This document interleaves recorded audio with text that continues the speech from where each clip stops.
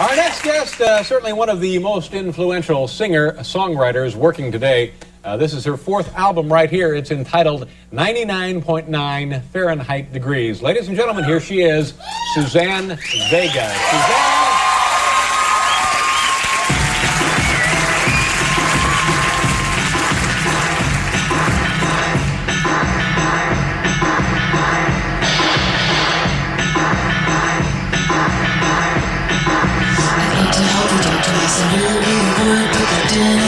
It's too much and it's no good. I'm standing in the windy tunnel, shouting through the wall, and after the information, asking for what blood makes noise. It's a ringing in my ear, blood makes noise. I can't really hear you in the footnote of fear.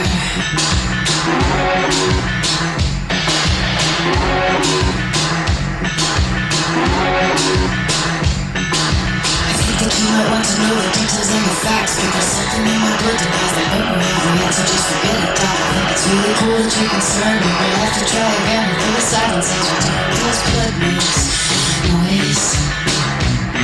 It's ringing in my ear. Blood makes noise. And I can't really hear you in the thickening of fear.